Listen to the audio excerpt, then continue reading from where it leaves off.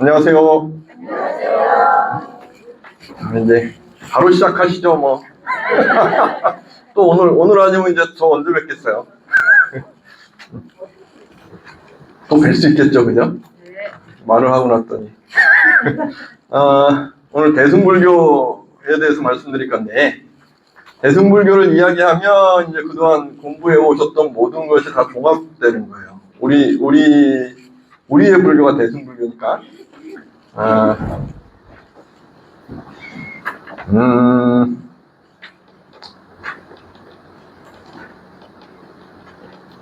나는 불교를, 절에를 한 10년 이상 다녔다. 네, 10년 이상? 네. 나는 불교 공부를 1년 이상 했다.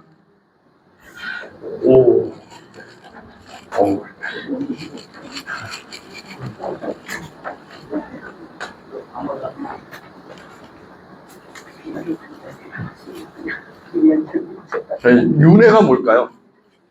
윤회는 다시 반복해서 태어나는 거, 돌고 도는 거. 그냥 돌고 도는 거. 근데,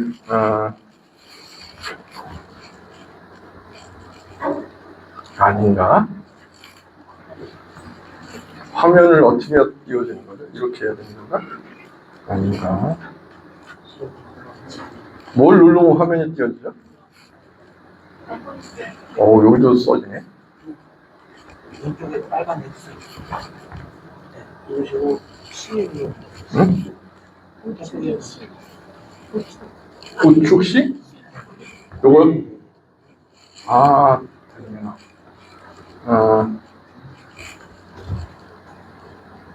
이제 윤회가 있잖아요, 윤회와 연기. 이것만 설명해도 한 며칠 해야 될 텐데, 이 부분 때문에 불교가 굉장히 도전도 많이 받고, 부처님께서 이제 열반에 드시죠. 열반이란 거는 그냥 이야기가 시공간을 초월하시는 거세요. 우리는 시간과 공간 속에 살고 있고, 그죠? 우리는 태어나서 이렇게 해서 늙고 있고, 이건 시간과 공간 속에서 우리는 언제나 이제 생활하고 있고, 부처님은 이 시공간이라는 것을 초월하셨으니까 다시 태어나지 않으시는 거죠. 윤회를 안 하시는 거세요. 근데 정확하게 아셔야 되는 것이 2500년 전에 고타마 시타타라는 분이 성불하셔서 석가모니 부처님, 우리가 이야기하는 부처님이 되셨을 때, 이때에도 윤회가 있었어요. 윤회라는 개념이. 그러니까 이 윤회라는 개념은 인도의 전통적인 개념인 거고, 부처님께서는 이 윤회를 부정하셔요. 부정하시고 부처님께서 말씀하신 윤회는 부정하신 윤회예요. 그래서 어려울 수밖에 없어요. 윤회라는 것이 우리가 돌고 돌잖아요. 그죠? 돌고 돌려면 내가 있어야 돌고 돌잖아요. 그죠? 내가 있어야. 그럼 불교는 내가 있나요? 없나요? 불교의 개념에서. 무아가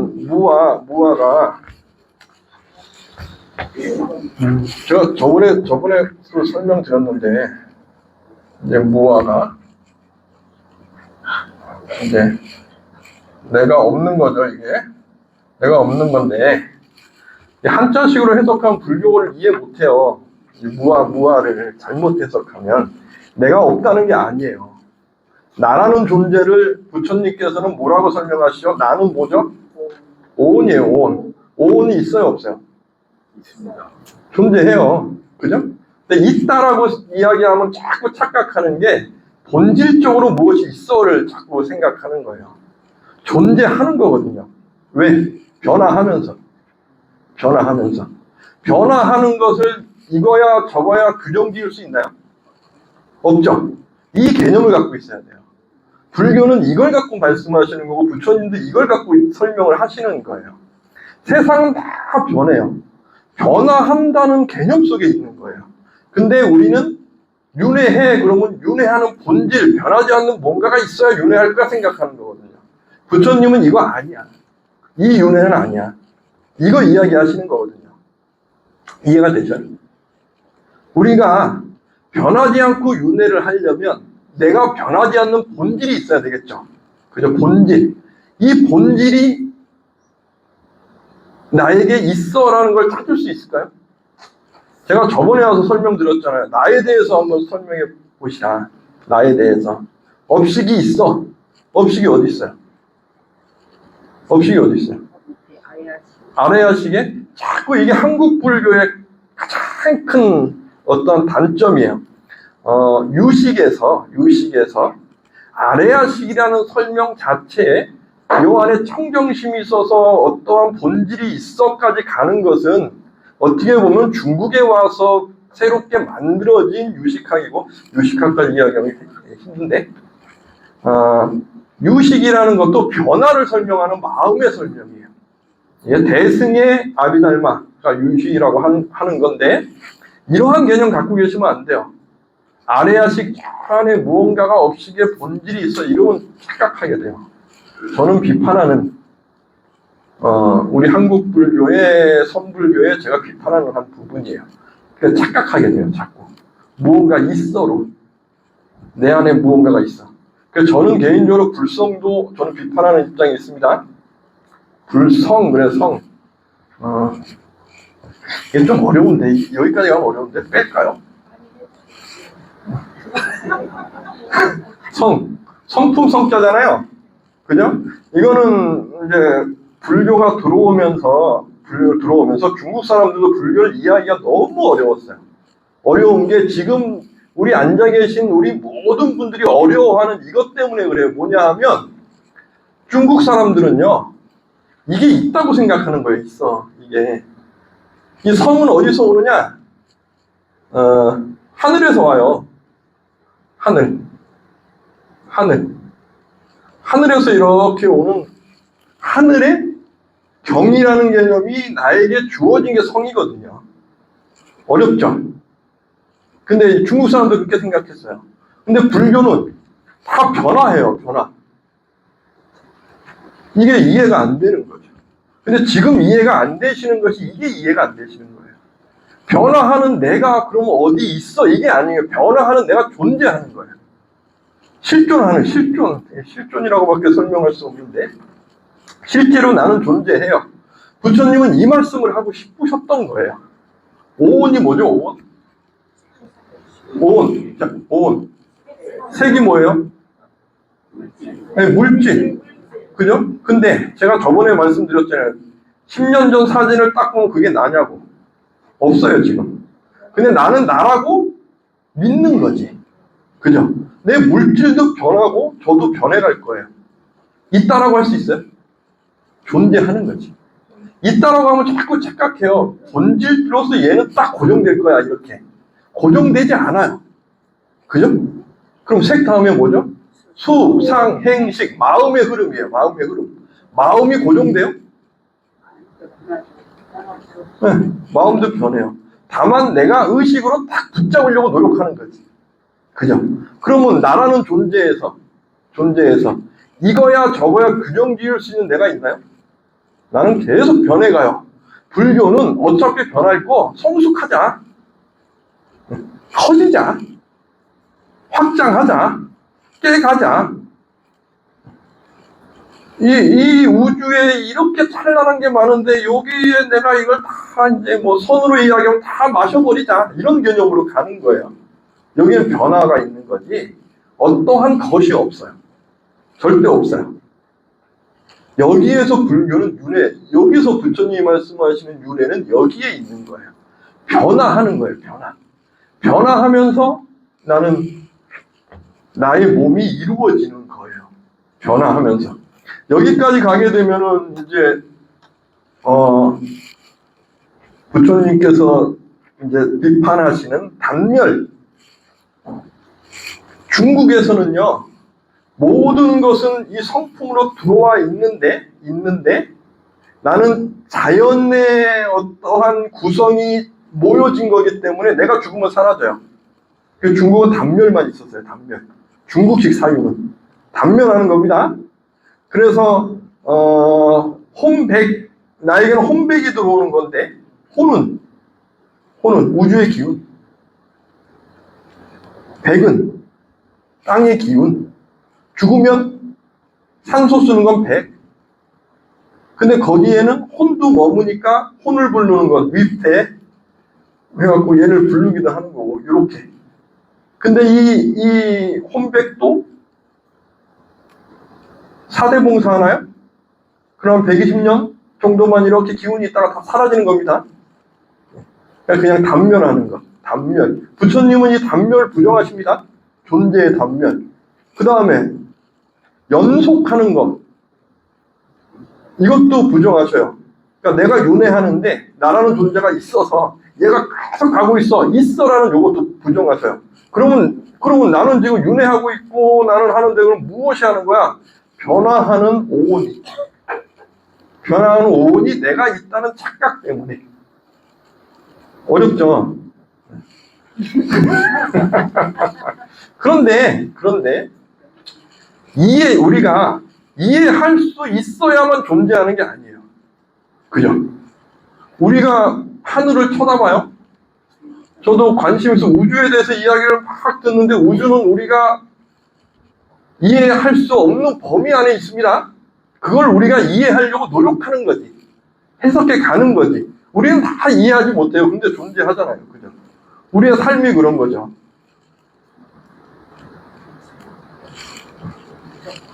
우리는 그렇게 살아요. 우리는. 인생을 이해하시나요? 삶 속에 있는 거예요. 아, 그런가 보다. 그죠? 그래서 젊어서 시대의 시류를 잘 만나가지고 열심히 일했는데 돈 많이 번 70대 성공하신 분이 가장 고집불통이라고 그러잖아요.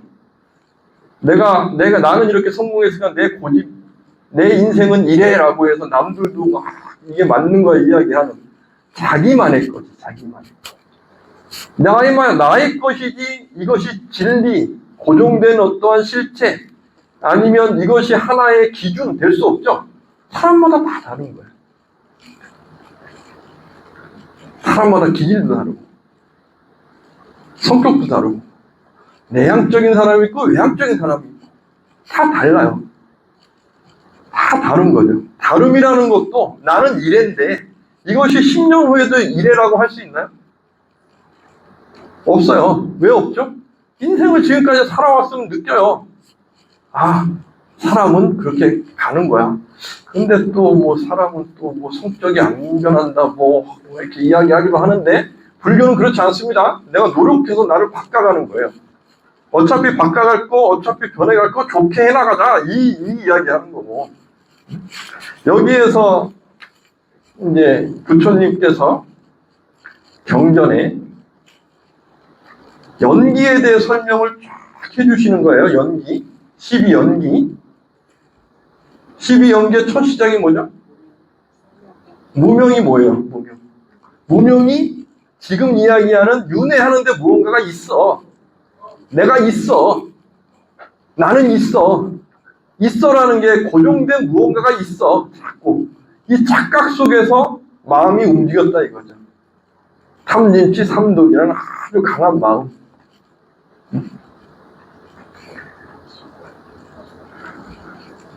오욕락이라는 5가지의 어떤 욕망. 오욕락은 다 아시나요? 아시는 것처럼 쳐다보고 계십니다. 이러한 어떤 집착의 덩어리 속에서 우리는 나라는 존재로서 생각한다. 이 무명에 의해서 움직이는 거고, 그러면서 식이라는 마음이 쫙 나오는 거고. 마음이 어디 있어요? 마음이 어디 있죠? 근데 없다고 할 수 있나요? 나는 느끼고 있잖아요. 근데 어디 있다고 말할 수 있나요? 마음만큼 변하고 있어. 눈에 안 보이는 게 어디 있어요? 근데 마음이 없어요? 있다라고 어떻게 이야기할 수 있어요? 느낌? 느낌을 이야기할 수 있어요? 이야기한다는 건 나의 느낌을 공감하도록 설명해서 하는 건데 그거는 어느 정도 공감하는 부분인 거지 나의 느낌을 다 보여줄 수 있냐고요. 마음은 보일 수 없잖아요. 근데 우리 안에 있죠? 그죠? 있다라고 하면 또 마음이 이거야라고 우리는 또 착각해요. 이것이 무명인 거예요. 무명. 이것이 무명인 거예요. 우리는 자꾸 있어 그러면 나의 마음하고 이 마음하고 막 다 똑같다고 생각하는 거예요. 내가 이게 오라 그러면은 나만 오르는 게 아니고 다 오라야 되는 것 같이 착각하고. 세상은 그렇지 않아요. 그죠? 이미 이제 우리 앉아 계신 우리 거사님, 보살님들은 다 아시잖아요. 세상이 내 마음 같지 않다는 거. 왜 내 마음 같지 않죠? 마음이 다 다르니까. 그런데 우리는 착각해요. 내 마음 같을 것 같아서. 이것이 무명이라니까요. 무명이 다른 게 아니에요. 이게 무명인 거예요. 근데 우리는 그 무명을 갖고, 나는 오라 그러고 산다니까요. 왜? 살고 있는 게 무명에 의해서 시작되니까. 무명에 의해서 우리는 시작해서 살아가니까. 이걸 제대로 아는 거죠. 알아가는 거예요. 무명에 의해서. 그러면서 우리는 이러한 무명, 우리는 이래, 저래라고 생각하면서, 그러면서 이건 이렇게 해야 돼. 우리가 이렇게, 있으면은 강의할 때 이렇게 두루마기 입어야 돼. 이렇게. 그냥. 근데 꼭 입어야 되나요? 입어요. 보여지는 게 그렇게 해야 돼. 네. 그 12연기, 무명, 행식, 명색. 명색이 뭐예요? 보여지는 거. 우리는 그래야 돼. 그러면서 우리는 내가 느끼는 거에 따라서 저 사람은 저렇게 있고 이 사람은 이렇게 있고 앞에 있을 때는 다 이렇게 오실 때 다 아침에 다 세수하시고 샤워까지 하셨는지 모르겠습니다. 세수하시고 다 하고 오셨죠? 왜요? 그렇지 않으면 냄새나고 뭐하고 사람들이 싫어하잖아요. 우리는 그렇게 살아가요. 무명, 행식, 명색, 유기, 촉수애치. 거기에서 우리는 무명 때문에 다 그렇게 해야 되라고 느끼면서 이 12연기를 제 나름대로 설명해 드리는 겁니다. 그러면서 우리는 이러한 기운을 갖고 태어나고 늙고 죽는 거예요. 우리는 이거야 저거야 라는 거에 의해서. 그것이 불교에서 이야기하는 윤회예요. 윤회. 부처님이 말씀하신 윤회. 인도의 윤회는 윤회하는 무언가 본질이 있어야 되잖아요. 그러니까 요 안에 내가 있어. 나가 있어. 나는 아트만이야. 아트만은 신성이야. 왜? 창조주 무언가가 있어야만 그것이 내 안에 부여되는 거니까. 그래서 부처님께서는 창조주를 철저히 비판하시는 거예요. 없어. 그러면서 이 창조주에 대한 설명, 그 암경에 있는 거 혹시 이렇게 들어보신 적 있나요? 제가 저번에 와서 말씀드렸나요? 수행자가 있어요. 한 수행자가 있는데 참 수행을 열심히 했어요. 그래서 내가 이 몸이 딱 끝났을 때 수행을 열심히 하니까 마음에 그 수행력이 있으니까 몸을 쫙 내려놨을 때 죽는다는 건 사라지는 게 아닙니다. 세상에는 사라지는 게 없죠. 흩어지는 거죠. 그죠? 그러면서 이제 다음 생 시작할 때 천상계 시작된 거예요. 신으로. 불교에는 하늘이 굉장히 많습니다. 이렇게. 우리가 제주도가 있고 경기도 광주가 있고 하듯이. 근데 내가 수행을 열심히 해갖고 다음에 딱 태어나서 신이 딱 돼서 태어났는데 이 세계에 내가 가장 먼저 태어난 거죠. 그러니까 생각하는 거예요.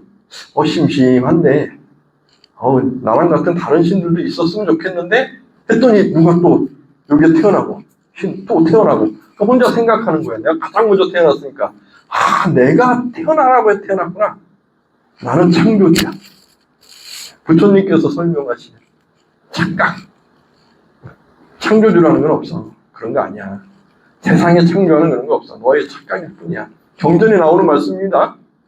여기에 우리는 자꾸 착각하는 거예요. 무언가 있어. 내 안에 있어.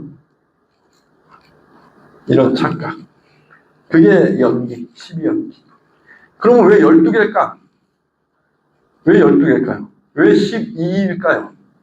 그 이유는 부처님께서 12개로 설명하셨을까? 부처님께서 열반하셨습니다. 부처님께서 많은 말씀을, 법을 설해 주셨겠죠? 그냥 그의 언어로 정리가 안 됐죠? 언어로 쓴다는 것은 그 시대의 사람들이 언어가 없어서 정리를 안 한 게 아니고 인도 사람들이 봤을 때 부처님의 법을 언어에 규정한다는 것은 예의가 아니야. 맞지 않아. 이런 개념이 있었던 것 같아요. 그러니까 부처님 시대에 부처님 열반하실 때는 무불상 시대. 아시죠? 불상을 안 만듭니다. 왜? 감히 어떻게 형상 속에서 부처님을 구현할 수 있겠어? 하니까 그냥 상징적으로 부처님의 법륜, 뭐 발자취, 법륜 아니면 보리수 이런 거 상징적으로 그랬듯이 언어로 하지 않고 암송하는 거죠.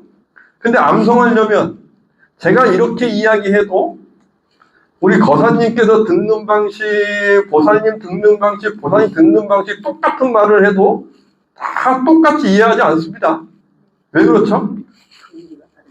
긍기가 다르니까 제가 듣고 싶은 것만 듣기 때문에 그래요. 우리는 선택해서 들어요. 절대 있는 그대로 다 보고 있는 그대로 다 들을 수 없어요. 세상에 어떤 사람이 내가 본다고 해서 내가 보는 걸 그대로 같이 볼까요? 있을 수 없어요. 보고 싶은 것만 봐요. 기억된다는 것도 내가 기억하고 싶은 것만 기억하는 거예요. 우리는 있는 그대로 보지 못해요. 절대적으로. 그러니까 부처님이 말씀하신 것도 나에게 좋은 것만 기억하겠죠. 그죠? 그러니까 모여서 이러지 말고 부처님 말씀을 정리하자. 결집. 1차 결집. 암송하는 거예요. 그 암송. 암송. 부처님 열반하시고 암송을 하는데 근데 그 시대에 2500년 전에 부처님 열반하시고 그 시대에 불교만 있었던 게 아니잖아요. 그죠? 불교는 소수의 종교예요. 부처님 시대는 아주 소수의 종교. 부처님께서도 굉장히 위험성을 알고 계셔요. 대다수의 종교인들은 기성의 종교가 있었어요. 자이나교. 우리가 얘기한 자이나교도 불교보다 더 오래됐습니다. 전통이. 거기에 또 브라만교가 있었고 전통교인 브라만교. 거기에 불교가 있는 거거든요. 불교는 개혁적인 어떤 사상이에요. 그리고 우리가 이해할 수 없을 정도로 개혁적이고 신까지 부정하잖아요. 그죠? 거기다가 2500년 전에는 남성 우월주의가 강해요. 강해요. 그리고 사회가 유지되려면 여성은 가정을 지켜야 돼요. 내가 왕인데 여성이 가정을 떠나보세요. 내가 이렇게 나를 이렇게 지배하고 있는데 여성이 가정을 떠나면 내 나라가 흔들리겠죠. 그러니까 그때는 국가적으로도 여성은 가정을 지켜야 돼. 이게 강했고 남성이 모든 권한이 있었고 권한의 끄트머리에는 신이 있고 그 신을 대리하는 종교인이 있고 종교인은 바라문이라고 해서 최고 상위의 권력자고 그죠? 지위가 있고 종교인은 성직자입니다. 성직자는 여성이 성직자가 될 수 있나요? 있을 수 없어요. 근데 그것을 부처님께서는 긍정하시죠. 굉장히 위험했던 거예요. 그러니까 권했을 때 계속 아니하고 고민하시죠. 그만큼 위험했던 거예요. 불교에서 여성이 성직자가 된다는 거, 출가자가 된다는 거, 스님이 된다는 거. 근데 불교는 그걸 받아들였죠? 그런데 이게 얼마나 위험했던 것인지는 후대에 보면 알 수 있어요. 저기 남방불교에는 비구니 종단이 없어요. 역사적으로 사라지는 거예요. 권위가 올라가고 뭘 하면서. 근데 이 종단이 북방에는 하면서 비구니 종단이 우리나라는 있잖아요. 그죠? 우리는 있어요. 우리는 동급으로 있어요. 비구니 스님들이. 이 대승불교의 힘인 거고. 어쨌거나 그만큼 부처님이 열반하신 다음에 풀어야 될 숙제들이 있는 거예요. 비구니 종단은 어떻게 할 것인가. 그러니까 법화경에 보면 후 500세 그래가지고 뭐 불교가 500년밖에 안 가. 막 이런 이야기도 나오고. 법화경에 보면은 우리 여성분들이 선불하려면은 남자로 다시 몸을 바꿔 선불한다는 내용이 나오기도 하고. 이게 시대적인 어떤 상황이 있는 그런 내용인 거고. 그리고 그러한 시대적 상황에서 어떠한 모습이 나오느냐?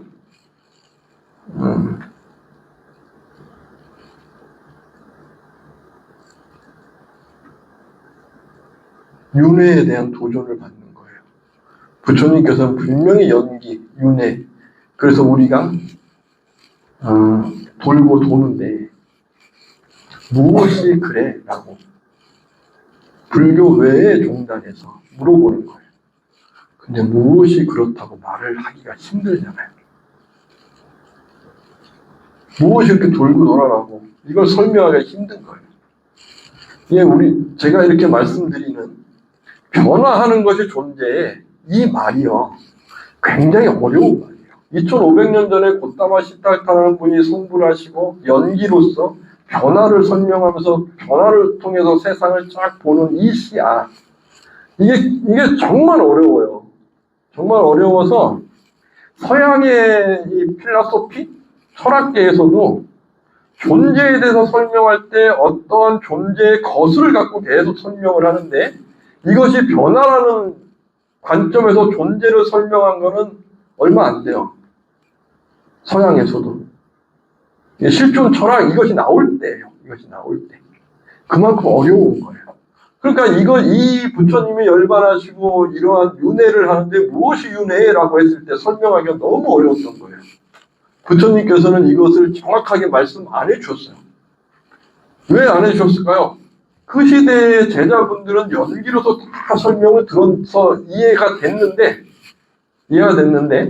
열반하시고 나서는 암송하기 시작하잖아요. 그러니까 궁구이 무언가를 수행을 하고 뭐하고 하는 부분에서 궁금하면 물어보면 부처님이 설명해 주시는데 우리는 암송하는 거니까 내가 이해해야 되잖아요. 그죠? 거기다가 그 시대 사람들이 또 도전을 하는 거예요. 윤회한다는데 무엇이 윤회? 설명을 해야 되는데. 이거에 대해서 공부하기 시작하는 거예요. 말씀을 공부하기 시작하는 거예요. 말씀을. 근데 공부라는 게 말씀을 공부할 때 내가 듣고 보살님이 듣고 보살님이 듣는 것이 똑같지 않아요. 제가 강의해도 남는 건 달라요. 내가 듣고 싶은 것만 기억한다고 했잖아요. 부처님 시대에도 제자들이 나는 이걸 중요하게 생각해 하는 게 다 달랐겠죠.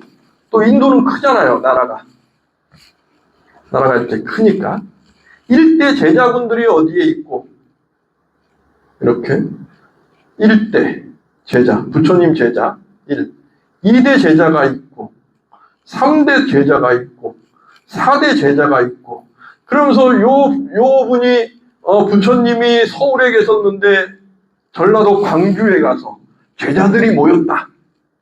그러면 거기에 제자들이 모이고 또 모이고 4대, 3대, 4대 한 100년 정도 지나면 그 집단이 커졌겠죠.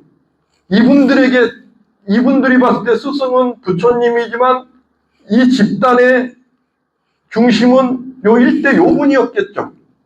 그러면 이분은 부처님이 말씀하신 거에서 나는 이것이 좋은 걸 갖고 있었겠죠. 요 분도 그렇고 다 똑같지 않겠죠. 그죠? 그런데 불교에 대해서 연구하니까 나는 이게 중요해서 이걸 연구할 거 아니에요. 어떠한 부분에서. 그죠? 그러니까 연구하는 그 주제가 다르기 시작하는 거예요. 이것이 부파불교. 부파가 나눠지는 거예요. 여기에서. 이해되세요? 그러면서 이것을 연구하기 시작하니까 연구하려면 어디서 해야 돼요? 학교에서. 그죠? 그러니까 스님들이 모여가지고 본인들이 연구하고 있는 거예요. 100년 지나니까. 그러다 보니까 어느 지역에선 부처님의 이런 말씀 이거 따라야 돼. 한 100년 됐는데 따라야 돼 하는데 우리는 서울 말은요. 서울 지역 사람들은 자기 말을 변화시키는 것에 익숙해요. 시대에 따라서 변형되는 거에 익숙한데 전래된 지역에서는 지키려고 그래요. 보수적으로 변해요. 그래서 보수파와 부처님 고향에 있는 개혁파가 부딪혀요. 한 100년 정도 되고 나서. 그러면서 2차 결집이 새로 또 시작이 되고 그러다가 한 100년, 200년 정도 지나고 나선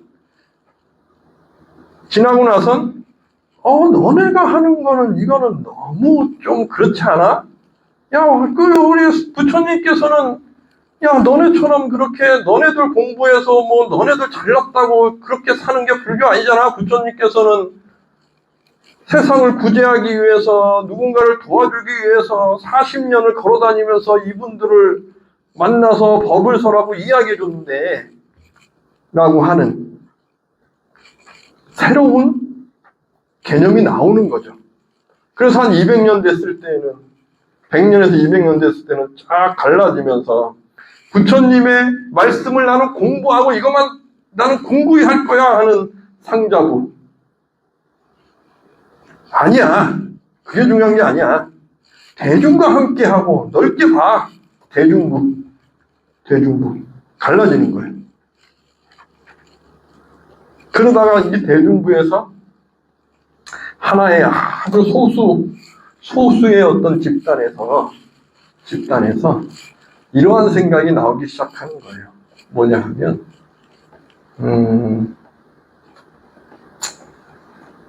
제가 얼마 전에 우리 이제 신도분들하고 우리 이제 절에서는 한 1년에 한 번씩 이제 외국으로도 순례하고 한 번, 두 번.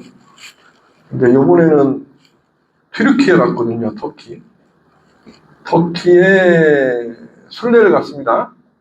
근데 터키에는 불교가 유족이 없습니다. 근데 순례를 간 이유는 우리는 마음을 키우는 거니까. 그래서 순례를 이렇게 갔는데, 이슬람도 그렇고, 기독교도 그렇고, 이슬람 종교는 아랍인들이 만든 종교예요. 아랍 언어로 코란이 돼 있죠. 그러면 민족이 다른, 저기 오스만 투르크는 투르크계입니다. 아랍인이 아니에요. 이란은 페르시아계고 언어가 달라요. 그럼 코란을 일반 사람이 읽기 힘들겠죠. 그죠? 근데 나는 이슬람을 믿어요. 이거랑 같이. 기독교도 똑같아요. 기독교가 라틴어로 돼 있었을 때, 그것이 저 게르만 쪽에 이렇게 전파됐을 때는 라틴어 모르니까 성경 해석을 못합니다. 못하는 상황에서는 어떤 생각이 나오겠어요? 내가 신을 소통하면 되잖아.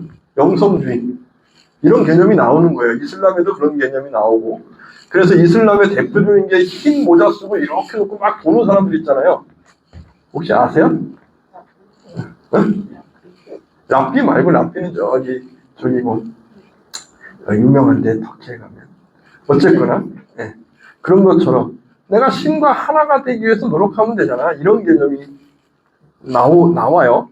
근데 불교도 부처님 말씀을 막 연구하는 거 말고 불교의 원 핵심은 뭐예요? 원 핵심은 어려운 사람을 도와주고 자비, 희사, 그리고 그 어려운 사람에게 부처님 말씀을 전해드리고 어떠한 거? 집착을 버려. 탐진치가 삼독이야. 그렇게 쉽게 가면 되잖아.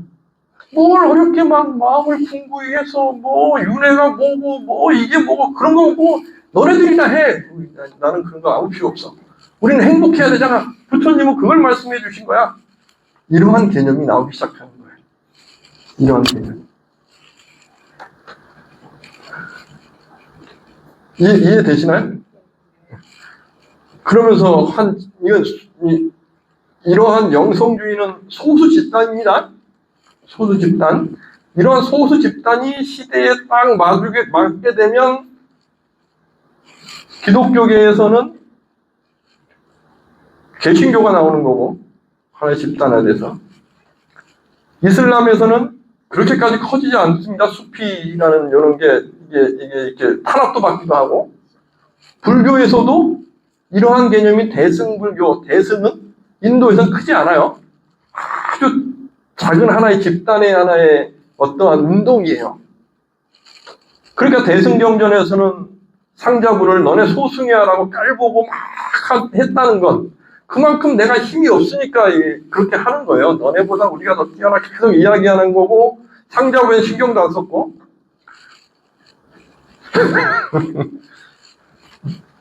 그러면서 이 대승에서는 새롭게 해석하는 거예요. 불교를 새롭게. 어떻게? 부처님께서는 전생연생에 보살이셨어. 부처님 전생을 보살이라고 합니다. 부처님의 전생은 어떠셨죠? 누군가를 위해서 나를 희생하셨어요. 전생담은 다 누군가를 위해서 나를 희생했던 모습들이에요. 보살님이죠. 그죠? 그러면 아까 미륵 부처님은 다음 생의 부처님이셔요. 그 미륵 부처님이 다음 생의 부처님이니까 지금 계시면 누구로 계시겠어요? 석가모니 부처님이 우리와 함께 할 때는 보살로 계시잖아요. 그죠? 그러니까 다음 생의 부처님도 우리와 함께 하려면 보살로 계시겠죠. 보살은 석가모니 부처님의 전생처럼 누군가를 위해서 사는 거잖아요. 지금 시대에도 그런 분들이 계셔. 그런데 그게 나일 수도 있잖아요. 그죠? 내가 보살일 수도 있잖아요. 내가 그런 마음으로 그렇게 실천하면 이게 대승불교의 핵심적인 정신이에요. 보살불교. 대승불교는 다른 말로 보살불교라고도 하는 거예요. 핵심적인 말인 거죠. 거기에서 내가 보살로서 누군가를 위해서 막 하면서 이 삶이 어려운데 정말 좋은 세상이 있어서 난 여기에 구제하고 싶어. 아미타 부처님. 그러한 개념에서 또 다른 부처님의 개념이 나오는 거예요. 내가 이렇게 해서 성불하면 이러한 세상이 될 거야. 그러면 이러한 세상이 만드신 부처님도 계시겠지. 병들고 아픈 분들을 구제하는 부처님이 계시고 그분들을 위해서 노력하는 보살님도 계실 거야. 아픈 사람을 지금 내가 보살피고 있으면 그분을 보살피는 보살님이지만 나는 끝끝 내려온 약사 부처님이 될 거야. 약사 부처님이 계셔. 이러한 개념. 대승불교에서는 이러한 부처님들이 탄생하시는 거예요. 그럼 이게 만들어진 걸까요? 아니면 존재하는 걸까요? 내가 노력하면 내가 약사 부처님이신 거잖아요. 그죠? 내가 노력하면 내가 보살님인 거고 대승불교인 거예요. 실천. 그래서 대승의 핵심은 실천. 이러한 개념이 나오는 거죠. 그래서 대승불교에서 부처님도 많으시고 보살님도 많으셔요. 부처님의 법을 전하고 계시다. 문수보살님. 나는 무슨 보살처럼 살 거야. 법을 전하면서. 부처님께서는 많은 것을 다니면서 이분들과 함께하고 저분들과 함께하려고 했어요. 보령보살님. 나는 그런 행을 실천할 거야. 어려운 사람 있으면 손잡아주고 힘들었어 힘내. 그 사람을 위해서 다독 끓여주고 관세음보살님 관세음보살처럼 살 거야. 그럼 제가 관세음보살님이 되는 거죠. 이러한 개념. 이게 대승불교. 이해가 되실까요?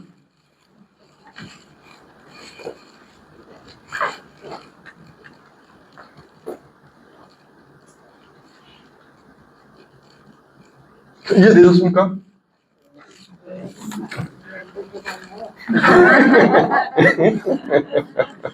근데 이해가 되려면 제가 이야기하는 거에 최소한 50에서 60%는 알고 계셔야 돼요.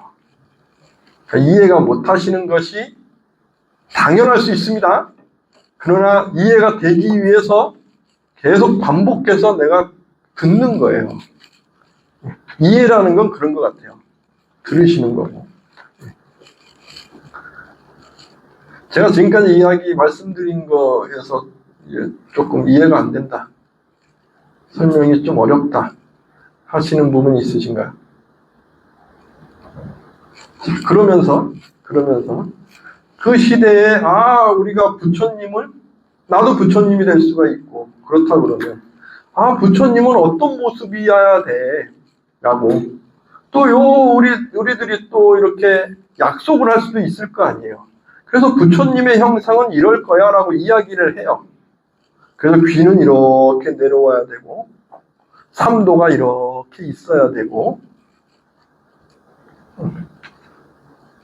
그러한 것이 약속이 되면서 그러면서 부처님 불상의 귀가 이거는 부처님을 상징하는 하나의 모습처럼 그려지는 거죠. 그러면 보살님은 부처님과 뭐가 다르죠? 상을 보면 머리에 관이 있죠. 보관. 왜 보살님들은 보관이 있을까요? 부처님과 구분해야 되잖아요. 부처님의 전생이죠. 보살님은. 부처님은 왕족이시죠. 그죠? 그럼 부처님 전생에도 왕족일까요? 아닐까요? 왕족이겠죠. 아니면 귀족일 거고. 그죠? 그러면 부처님 전생을 상징하려면 보살님은 어떤 모습이어야 돼요? 그 시대의 최고의 화려함을 함께하고 계셔야 되잖아요. 그렇게 화려하지만 나는 중생을 위해서 다 놓고 나는 함께하는 거야. 이러한 상징을 보여주기 위해서 상을 만들 때, 하나의 형상으로 만들 때 모든 보살님은 다 보관 쓰고 있는 거예요. 이것은 부처님의 전생이야. 그만큼 고귀하신 분이야. 그런데 우리를 위해서 함께하고 계셔. 그걸 상징하는 거예요. 그래서 보관이 있고 영락, 그래서 보석을 쫙 차고 계시고. 그래서 보살상은, 모든 보살상은 다 그래요. 그런데 그렇지 않은 보살상이 한 분 계시죠? 지장보살님. 지장보살님은 왜 그렇지 않으세요? 부처님만큼의 경지가 있으신데 지장보살님은 원을 세우셨잖아요. 지옥의 중생이 한 명이라도 있다 그러면 나는 선불하지 않으리라. 지금도 지옥에 계시잖아요. 지옥에 막 힘들어하고 계시는데 보석 막 치렁치렁하고 가기는 좀 그러시지 않으셨을까요? 그러니까 이렇게 두 번도 쓰고 계시고, 그리고 이렇게 육환장. 육환장은 뭐죠? 지옥문 여시는 거잖아요. 열쇠를 갖고 계셔요. 이렇게 가시면 뭐 다 열고 다니시고. 그래서 지장보살님만 보관이 없습니다. 이게 하나의 약속처럼. 그러면 이러한 약속은 언제 됐을까요? 그건 모르죠. 자연스럽게 굳어지는 거예요. 하나의 문화현상처럼. 자연스럽게. 보살은 이렇게 관이 있을 거야. 자연스럽게. 그래서 지금은 그렇게 고정됐죠. 고정된 거죠. 그것은 고정된 모습이고, 우리 보살님께서 보살님이신 거죠. 그죠? 우리 불교에서는 그래서 보살님을 다 보살님이라고 하잖아요. 그래서 보살의 뜻이 뭐죠? 네? 보살의 뜻. 네? 보살의 뜻은 보살피다는 뜻 아니에요. 그래 보살 아니에요? 다 보살피라고 보살. 보살님들은 다 보살펴 주시잖아요. 지금 제가 힘들어서 보살님 관세음보살 관세음보살을 모아서 보살펴 주시고, 그래서 보살하니까. 시험에 나오면 그렇게 쓰세요. 보살피다. 거기다 꼭 가로해서 무진 스님이 그랬습니다 해야 회장님이 점수 드릴 수 있습니다.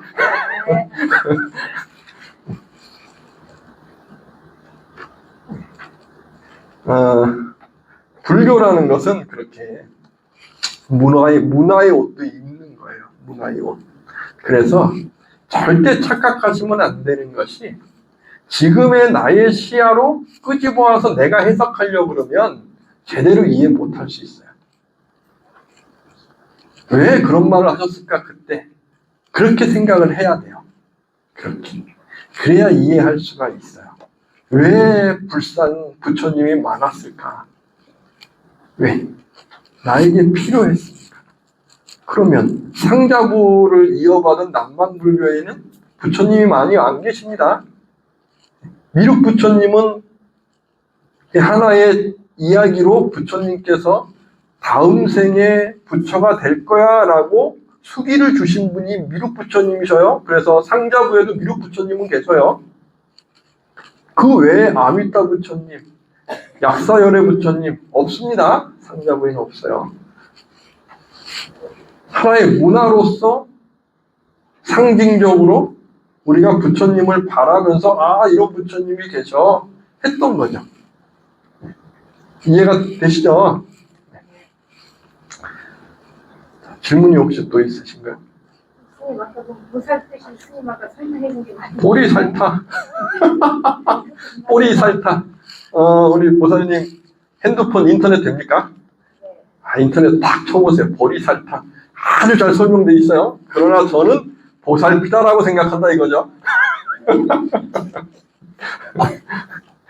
보리살타의 뜻도 보살피라는 그런 의미가 확대돼서 이렇게 말씀하시는 거겠죠. 상구보리 하와중생.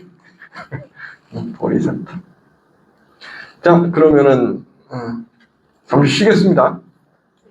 쉬고 나서 질문 하나씩 꼭 생각하세요.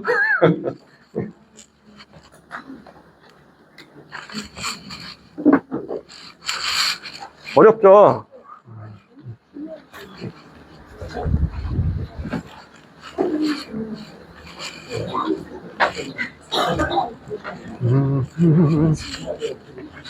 지금 질문 좀 드릴까요?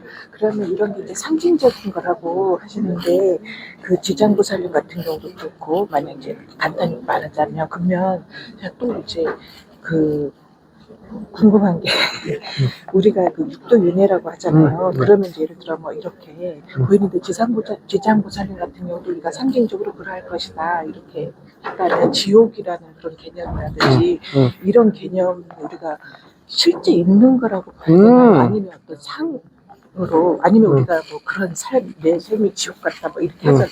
그래서 그런 이런 거는 보이니까 우리가 보여지니까 어떤 그런 걸로 나타날 수 있지만 이런 경우는 우리는 보이진 않잖아요.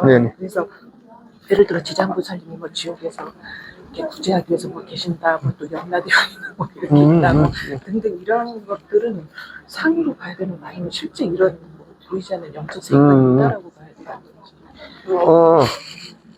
알겠습니다. 네. 또 강의하면서 말씀. 그럼요. 또 말씀드릴게요. 근데 오늘 12연기에 대한 건 너무너무 제가 몰랐던 부분인데, 아, 그게 왜 윤회하고 연결되는지 이걸 잘 몰랐었거든요. 저도 처음 보는 거 아니에요. 근데 12연기 결국 그게 생노령사까지 이렇게 가잖아요. 그래서 아, 이렇게서 생으로 와서 그게 윤회하고 그 말이라는 걸 오늘 알고 너무너무.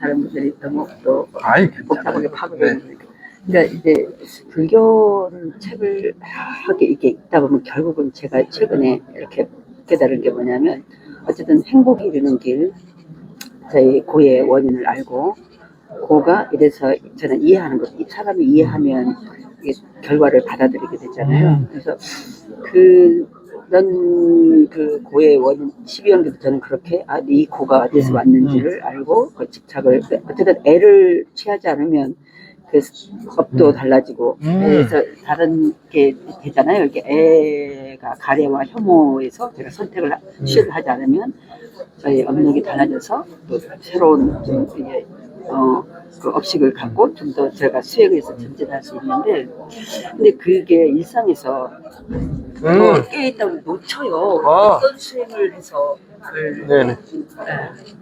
네네. 알겠습니다. 무슨 말씀이세요? 네, 그래서 제가 그 일상에서 그게 이제 수행이나 이런 걸 통해서 그 순간 올라오는 순간을 알아채고 싶은데 그게 못하거든요. 어떤 수행법을 해야 되는 겁니까? 명상도 제가 말씀드릴게요. 네네. 일상에서 올라올 때, 네네. 제가 강의할 때, 네네. 무슨 말씀이세요? 네.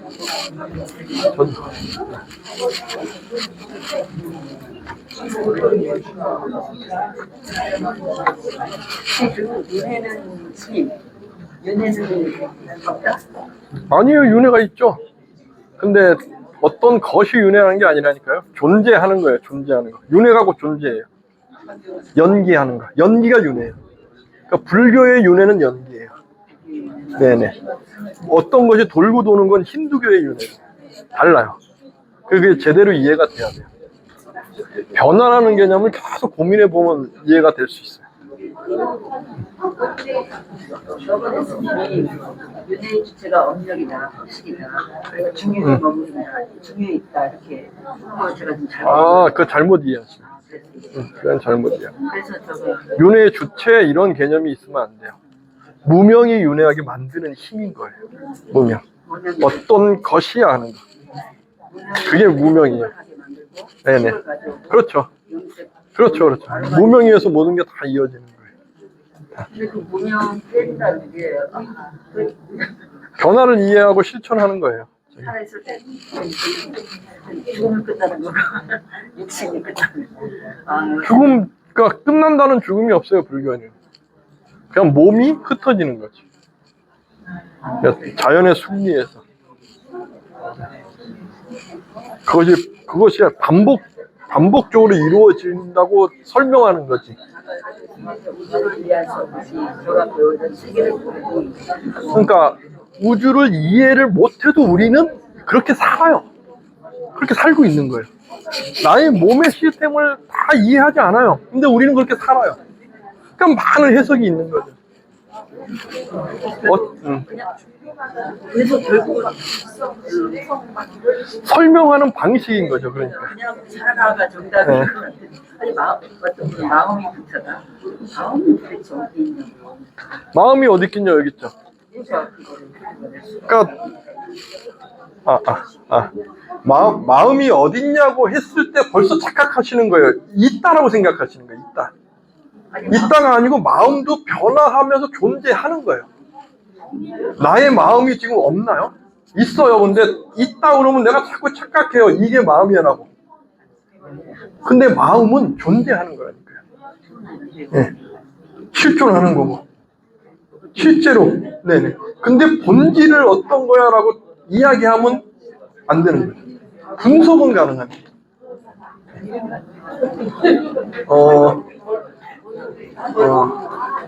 이게 조금 어려울 수 있는데,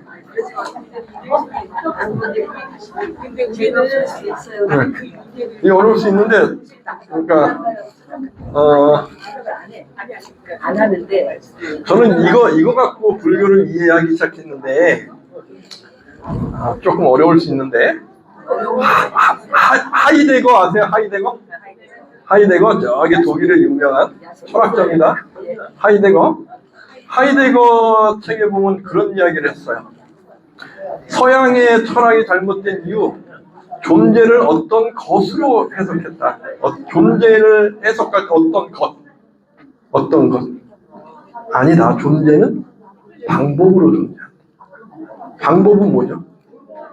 방법은 방법으로 있지, 그 방법이 이거야 저거야 하면 안 되죠. 존재를 그렇게 해석하는 거예요. 이것이 불교식 존재예요. 존재는 방법으로 있어요.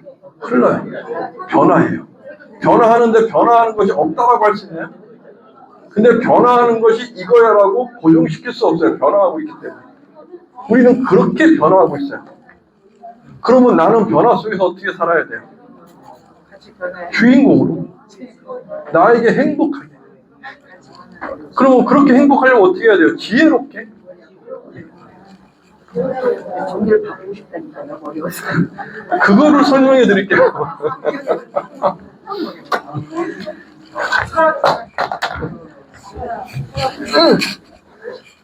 가정 재밌어요. 이해가 안 되는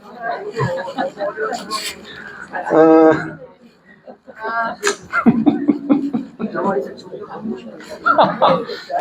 맞아요. 신을 믿는 종교가 가장 편해요. 가장 편해. 있어 없다 해버리면 다 알아서 해. 그렇죠. 가장 편해요. 가장 편한데.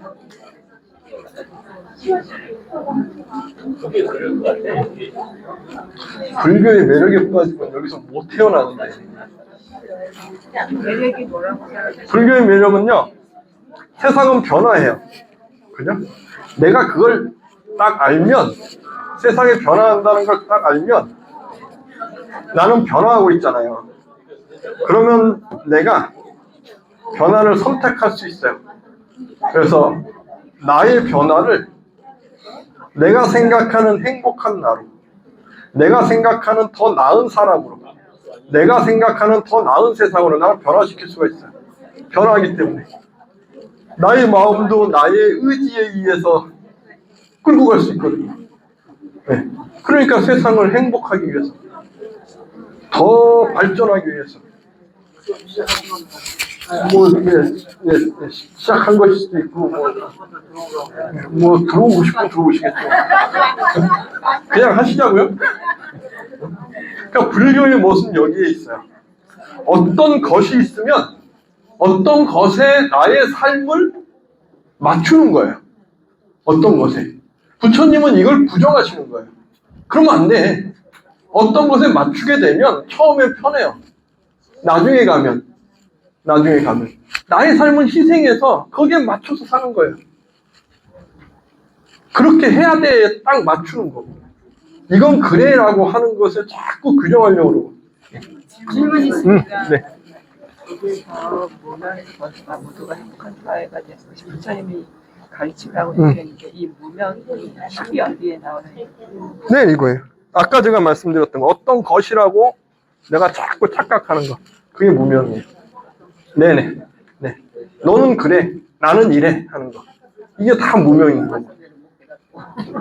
그러니까 그걸 어렵게 설명하면 이제 말씀하시는 사성제를 못 깨닫고 막 이렇게 쉽게 이야기하면 고집불통인 거, 고집불통도 무명이 쌓여있는 그것도 무명인 거, 탐진치도 무명인 거고, 오용락도 무명인 거고. 그러면 그게 없다는 것이냐? 무명행식명색 촉수의 주요생로사 이렇게. 근데 모든 것은 다 나의 가래에 의해서 생겨나. 가래가 뭐죠? 좋아하는 거잖아요. 그죠? 그럼 불교는 좋아하는 걸 하지 말라는 걸까요? 아니요. 그럼 어떻게 살아요? 그죠? 어떤 분이 그런 얘기 하신 적이 있어요. 몇 년 전에 제가 충격이었는데, 한 70대 노 거사님이 오셔가지고 저한테 이야기하면서 그 얘기 하는 거예요. 불교에서 자꾸 내려놓으라고 하니까 나는 딸들에게 절에 가라고 이야기하지 않았다. 아니, 사회에서 열심히 노력해서 고집 피우고 뭘 하면 성공해야 되는데 자꾸 내려놓으라 그러는데 그럼 세상 어떻게 사냐? 나는 교회 다니라고 그랬다. 그 말 들어서 제가 충격이었어요. 그 말도 왜 충격이었을까요? 불교는 그거 이야기하는 게 아니에요. 잘못 이해한 거예요. 부처님은 그런 말씀 하신 적이 없어요. 내려놓으라. 저는 이 말 솔직히 좋아하지 않아요. 뭘 내려놔요, 내려놓기. 내려놓으면 세상 어떻게 살아요? 저도 수행하려고 출가했는데, 그 수행도 내려놔? 네? 내려놓은 마음을 내려놔. 마음이 어딘데 그거 내려놓고 내려놔. 미친 거죠. 무슨 뜻이에요? 말도 안 되는 거 아닌가요? 말장난인 거잖아요. 그러면 가래. 그럼 좋아하는 걸 하지 마. 그러면 세상 어떻게 살아요? 세상에 좋아하는 걸 안 하고 살면 이 세상에 무슨 삶의 즐거움이 있고 행복이 있어요? 불교의 목적은 행복이잖아요. 왜 열반해요? 행복하지 않으면 열반할 이유 있나요? 그렇지 않을까요? 궁극적으로 고민해 보세요. 왜 절에 가요? 나 좋으라고 하는 거 아닌가요? 좋은 게 없으면 절에 왜 가요? 그 좋은 게 애잖아요. 근데 애를 버려? 그럼 절에 오지 말아야지. 절에 가지 말고. 그죠? 불교는 그걸 이야기하는 게 아니에요. 좋아하는 것을 알아요. 그것이 집착이 돼서 좋아하는 이것 때문에 괴로움을 만들어내는 거, 이것을 제대로 알아서 그거 하지 마. 진짜 좋아하는 거 해. 이 이야기 하는 거예요. 진짜 좋아하는 거. 우리가 행복한 거, 어쩔 때 행복한가요? 사람마다 다 다르잖아요. 그죠? 근데 그 행복한 거를 내가 추구 안 하면 어떻게 돼요? 저는 행복이라는 거를 한 5년 전에 제가 저한테 약속을 했어요. 아, 이 정도 나이가 되면 나는 세계 여행을 다니니라. 내가 가장 좋아하는 거. 계획했던 나이가 됐는데 못 가요. 하는 일이 많아요. 논문 쓰며 살리라. 어저께도 한 편을 냈어요. 이틀을 새벽 3시까지 썼어요. 집착인가요? 괴로움인가요? 집착과 괴로움을 뭔지 알면 이겨내요. 괴롭지 않아요. 힘들죠. 알아요. 근데 행복을 알기 때문에 그것을 노력하는 거예요. 무슨 얘기냐면요. 사람은 행복하려면요. 어느 정도의 나의 노력의 성취감을 알아야 행복할 수 있어요. 이 사람의 뇌 시스템이에요. 이 시스템을 제대로 이해하는 것이 불교예요. 불교는 있는 그대를 바라보는 눈을 키우는 거거든요. 인간 뇌 시스템 자체는요. 가만히 앉아서 주는 사람이 먹을 거 주고 받아먹고 있으면요. 행복감 못 느껴요. 절대 못 느껴요. 어쩔 때 행복감을 느낄까요? 어렵지만 꾸준히 노력해서 성취했을 때 성취감을 알면요. 이 사람은 행복해요. 그 행복은요. 자잘한 것이 반복될 수 있는 사람이 행복한 사람이에요. 얼굴에 언제나 미소 지을 수 있는 사람. 자잘한 것이 어떻게 반복되죠? 내가 이렇게 가다가 아이고 보살님 안녕하세요. 어우 이렇게 바라보시는 눈빛에 제가 아주 기운이 좋습니다. 이렇게 이야기하는 것도 노력해요. 그죠? 그 다음에 웃으면서 아이고 예 하면서 서로 웃고 다음에 만나서 웃으면서 이야기하는 거. 이걸 아는 것 성취감이에요. 이러한 행복이 반복하는 거예요. 이것이 법이에요. 불교는 이거 이야기하는 거예요. 그런데 이러한 행복을 위해서 억지로 가서 막 웃고 있어요. 억지로. 뭐 괴로움이죠. 집착이에요. 이게 가래예요. 가래. 이것이 없이 하는 것. 이게 보리살타예요. 다시 놓고 한번 보세요.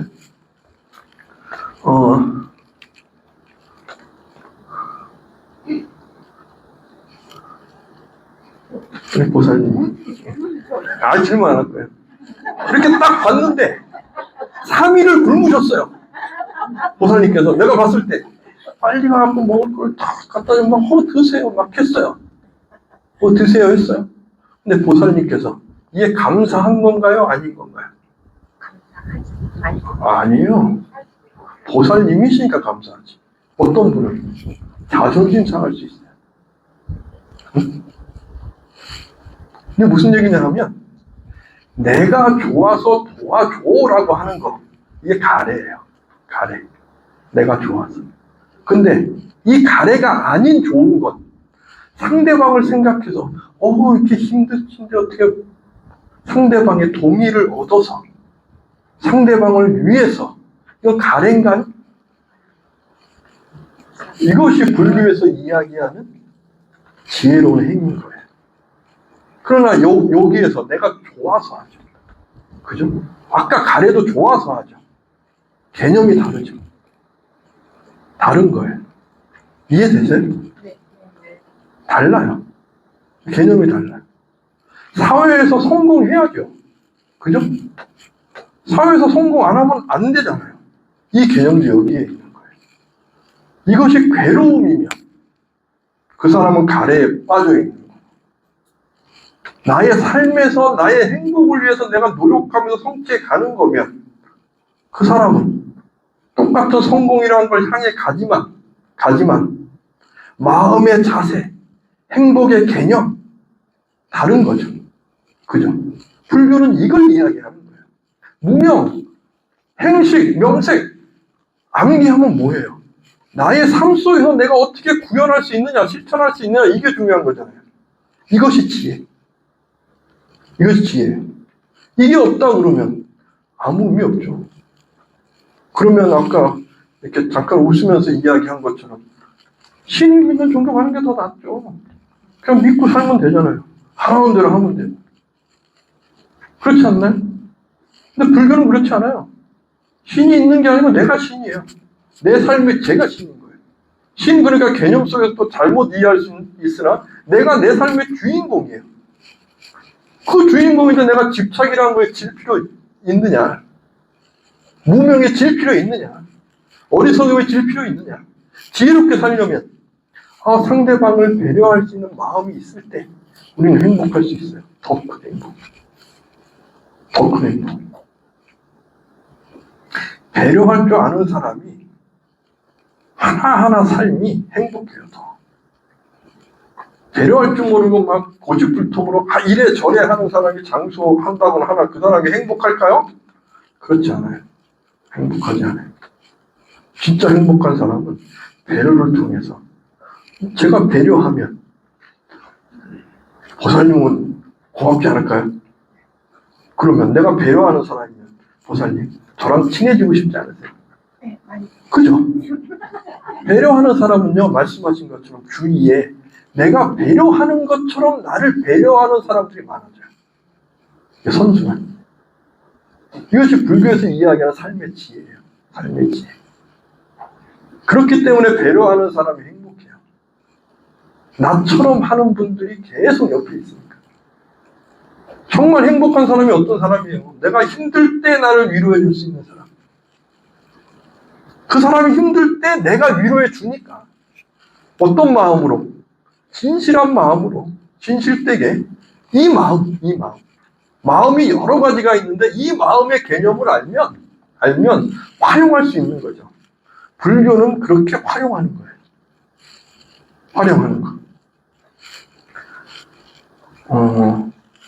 오용락이 있습니다. 그 오용락을 시작하는 게 뭐죠? 육식이에요, 육식. 안이비설신의. 우리는 눈으로 볼 때 어떻게 보죠? 자, 안이비설신이 색서양비적법 18개 세상 이렇게 안식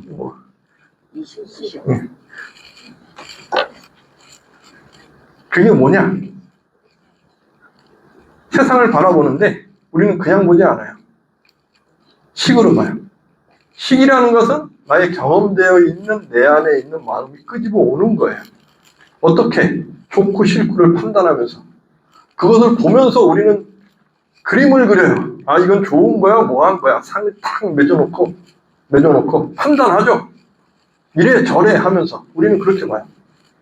그렇게 냄새 맡고 그렇게 느끼고 우리는 그러한 속에서 살아가요. 거기에 끄달리는 거예요. 거기에 집착하는 거고 거기에 가래가 있는 거예요. 바라보면서 우리는 괴로워해요. 바라보면서 앉아있는데 이 앉아있는 소리를 듣는 제 강의가 재미없다. 앉아있는 게 괴롭잖아요. 그렇지 않아요?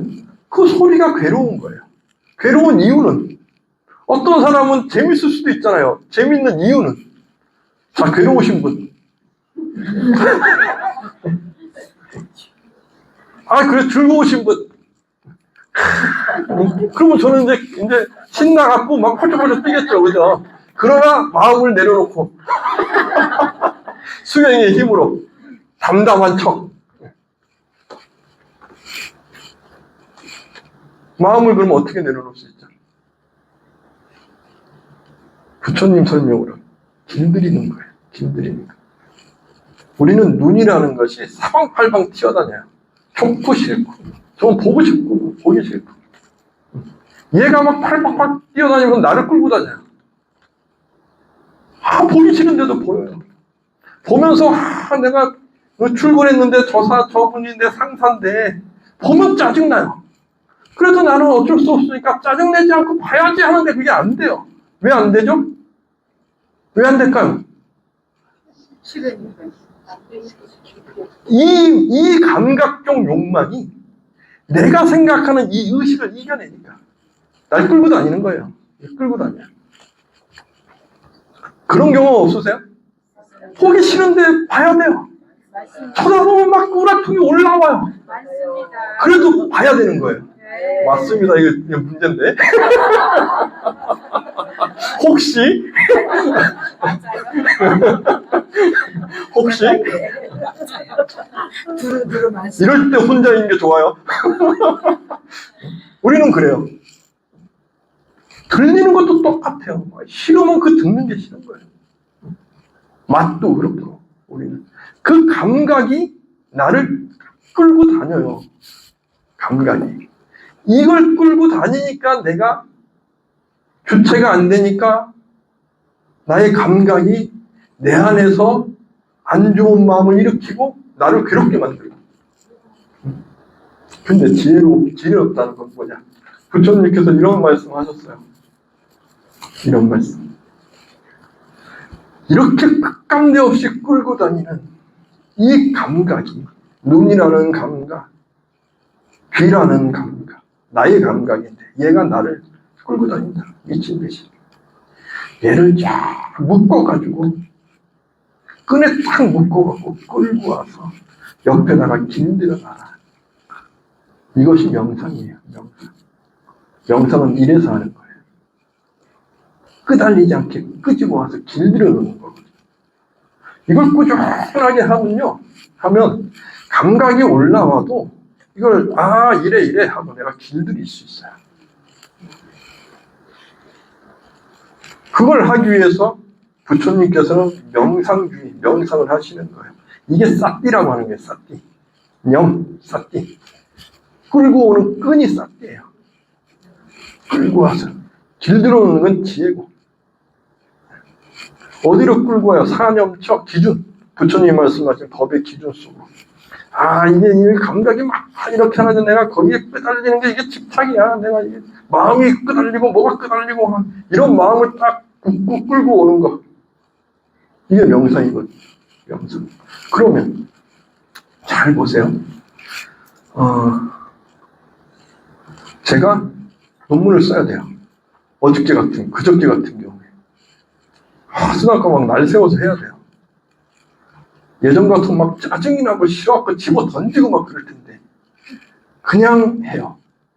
그냥 써요. 수준이 떨어지건 투고해서 되거나 안 되거나 걱정 안 해요. 내가 쓰는 거에 만족해요. 그리고 새벽까지 하는 이유는 내가 미리 안 했으니까. 그래, 안 했는데 하자. 그러고 해요. 그냥 해요. 그냥 할 수 있어요. 명상을 꾸준하게 하면. 싫어하는 감각이 막 올라올 때 끄집어서 옆에 이게 다독거려 놓죠. 길들여서. 야, 네가 안 했잖아. 근데 이런 거예요. 끄달려 하면서. 그리고 제출을 해요. 어제도 늦게까지 했어요. 오늘까지 원래 제출인데 오늘 와야 되니까. 오전엔 제가 있고. 어제 끝내서 보내야 되잖아요. 그래서 어제 또 한 2시 넘어서까지 하고, 자고 아침에 일어나서 또 재하고, 오늘 또 오고, 졸려서 막 쓰러질 것 같아요. 그래도 즐겁게 강의해요. 왜? 끌고 와서 길들여. 어떻게 길들여 놓을까요, 제가? 이게 저만의 방식인 거예요. 어떻게 길들여 놨을까요? 제가 경기도 광주에 있는데, 제주도의 사찰 해설사 분들이 교육하는데, 저보고 와서 강의해달라고 얼마나 영광이에요. 그렇지 않을까요? 어차피 24시간 중에 시간은 흘러요. 경기도 광주 빛고운절에 가만히 앉아있으나 불러줘서 와서 이렇게 하는 거면 비교했을 때 어떤 게 더 좋아요? 와서 하는 게 더 좋죠. 피곤해서 이런 거 이제는 기준에 들어오지 않아요. 제가 피곤은 하죠. 피곤할 뿐이에요. 여기에 괴롭지 않아요. 더 즐겁지. 즐거운 마음을 일으키죠. 나의 의식으로 감각을 갖고 와서 길들여 놓는 거예요. 이게 명상인 거예요. 이 말씀 하시는 거예요, 부처님께서. 이 말씀. 보기 싫은 사람이 있어요. 어차피 봐야 돼요. 어차피 봐야 될 거, 이런 마음 올라오는 거 내가 그냥 보자. 그러고 보는 거죠. 즐거운 마음을 일으키다 어차피 보기 싫은 사람, 보기 싫은 마음만 없으면 되지 즐거운 것까지 올라올 게 뭐 있어요? 이런 마음. 그렇지 않을까요? 거기에 내가 끄달릴 게 뭐 있어요? 그러면 돼요. 그런데 내가 보면 좋은 사람이 있어요. 저런 사람 있는 거에 행복하잖아요. 잠깐 뭐 하는 건데 뭔 상관 있어요, 내 인생에. 내가 거기에 끄달려서 괴로울 게 뭐가 있냐고요. 어차피 나의 삶에 같이 가야 될 뿐이에요. 근데 나를 괴롭게 해요. 에이, 내 삶에 내가 전생에 악업을 지었겠지 뭐. 내가 얼마나 전생에 이 사람을 괴롭혔으면 이분이 나를 지금 괴롭게 할까? 그러면 또 마음이 상쇄돼요. 이게 길들이는 거. 길들인다는 건 그렇게 길들이는 거예요. 마음을 일으키는 거예요. 아닌 마음 버리는 거죠. 괴로운 마음 뭐하러 바꿔요? 그러면 하고 싶은 거 하며 살 수 있어요. 그러면 제가 하고 싶은 게 이렇게 와서 제가 부처님 말씀을 내 잘났다고 잘난 척하고 있는 거잖아요. 세상에 잘난 척하는 만큼 하는 것만큼 즐거운 게 어디 있어요? 거기에 불러주셨잖아요. 불러주지 않으면 제가 잘난 척 어디서 하겠어요? 혼자 앉아갖고 벽 보고 하고 있을 거 아니에요. 이런 이렇게. 근데 저는 여기서 이렇게 하잖아요. 얼마나 즐거워요. 이게 길들이는 거예요. 저만의 방식. 저만의 방식. 이것은 내가 명상을 통해서 힘을 얻는 거예요. 그러면 명상은 이러한 힘을 갖게 하는 거잖아요. 집중하는 거죠. 그래서 하루에 30분 6개월만 하면 피질이 두꺼워집니다. 여기 의식을 담당하는 곳이에요. 그래서 사람은 진화하면서 머리가 커진 게 아닙니다. 머리가 앞으로 튀어나온 거예요. 의식계가 발전된 거예요. 사람만이. 이것을 활용하는 것, 이건 저는 수행이라고 생각하고, 이해하는 범위는 여기에 있는 거니까. 그러니까 저는 불교에 대한 수행을 이해할 때 현대식의 과학이나 현대식의 어떤 부분을 갖고 와서 이해하려고도 노력 많이 해요. 제가 말하는 변화, 어려우면 보면서 이해하려고 노력하고 현대식을 갖고 와서 이해하려고 노력하고 막 하는 거예요. 저도 그렇게 하는 거거든요. 그래서 저에게 필요한 것들을 갖고 와서 나에게 필요하게 만드는 거예요. 이게 부처님께서 경전에 말씀하시는 욕망이라는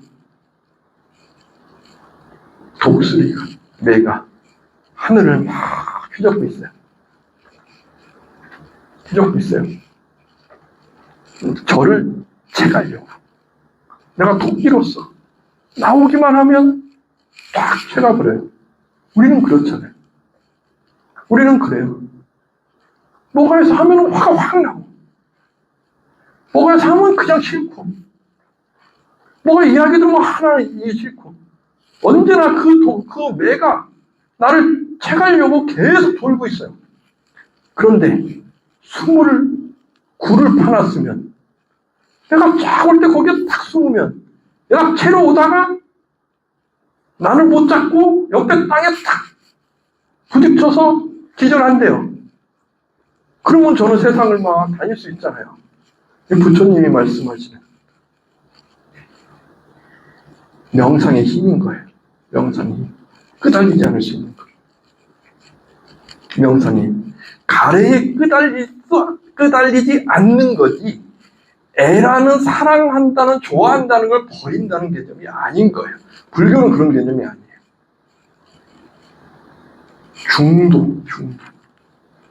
중도라는 개념으로 활용하는 거예요. 양극단에 끄달려서 버리고 그런 게 아니고 활용할 수 있는 거예요. 저는 그렇게 해석을 해서 말을 해요. 활용할 수 있는 것. 어차피 세상에 태어났는데 이 세상을 활용하면서 내가 행복하게 살면 되지. 부처님 말씀을 통해서. 뭐하러 괴롭게 살아요? 어차피 살다가 가면 기억 안 나요. 기억나는 사람 어디 전생이 기억나요? 에이, 웃기는 소리 하지 말라 그래요. 다 사기입니다. 전생 기억난다, 다 사기예요. 사기꾼 중에 사기꾼입니다. 전생은 기억나는 게 아니고 부처님처럼 수행이 되셔갖고 시공간을 총괄하시니까 끄집어서 보시는 거지. 전생이 기억난다? 순 거짓말이에요. 전생은 기억할 수 없습니다. 나의 기운이 업력 속에서 저장되는 기운이기 때문에 그림으로 그려진 게 저장되는 게 아닙니다. 이게 그림으로 기억되는 것은 뇌에서 저장하고 있는 것일 뿐이지, 이게 사라지잖아요. 기운이 있는 거지. 그렇잖아요. 어차피 기억 안 났고, 어차피 나는 태어난 거, 어차피 이렇게 할 거.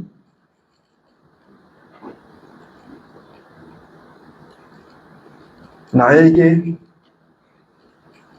좋게, 나에게 중하게. 무엇이 중한디? 내가 중하죠. 그렇지 않나요? 내가 중요한 거예요. 제가 중요한 거예요. 내가 중요하기 때문에 베풀 수 있는 거예요. 내가 베풀 수 있는 사람을 만들어야 되는 거죠. 그죠? 이게 중요한 거예요. 불교는 그걸 이야기하는 거예요. 그럼 불교의 매력돼요. 매료돼요. 부처님께서 너무 존경스러워요. 기준을 딱 놓게 돼요. 나의 못남을 알아요, 그러면. 나의 모자름을 알아요. 부모는 화나요. 아, 내가 거기 또 끄달리는구나. 알아요. 또 노력하는 거죠. 그러다 보면 어제, 그제, 1년 전보다 저는 성숙돼 있어요. 그걸 알아요. 그러면 또 요 맛에 푹 빠져요. 너무 재미있게 살 수 있어요. 화내는 것도 그전에는 거기에 끄달려갖고 막 괴롭고 막 하는데 아, 내가 거기에 괴롭구나. 계속 이겨내는 거죠. 그게 수행이죠, 수행. 수행. 그것이 불교의 매력인 거죠. 그 다음에는 어떤 기준점에서 신이 이랬어. 그렇게 사는 거 별로 재미없어요. 내가 신이 되면 되는데. 이렇게 이야기하면 너무 극단으로 가는 걸까요? 어차피 나의 인생은 제 거예요. 우리가 이 세상을 살잖아요. 제가 제주도에서 이 공간에 이렇게 있잖아요. 똑같은 공간에 같이 계실까요? 안 그래요. 제가 있는 공간은 제가 느끼는 공간이에요. 보살님이 있는 건 보살님이 느끼는 공간이에요. 모두 달라요. 모두 다른 세상에 살아요. 어차피 그 세상에서 우리는 살다가 갈 거예요. 어디로 가는지 몰라요. 그러나 우리는 느껴요. 내가 그동안 이루어 놓는 마음의 크기 갖고 가요.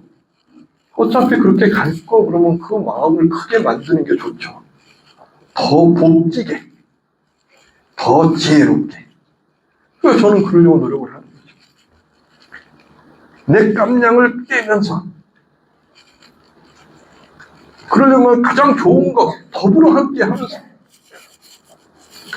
제가 알고 있는 한돈에서 법을 절하면서 제가 알고 있는 한돈에서 법으로 함께 가면서 이것이 대승불교의 핵심이고 정신이에요.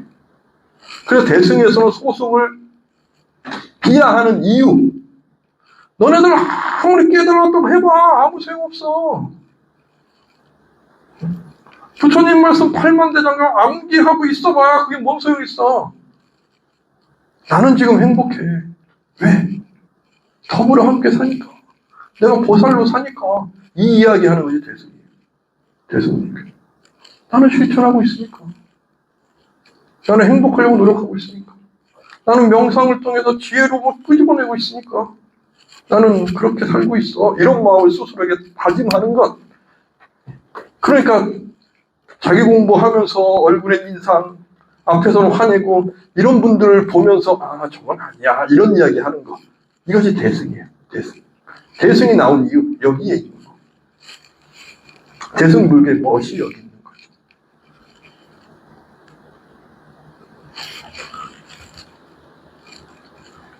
질문하신 거 이제 다 설명됐죠?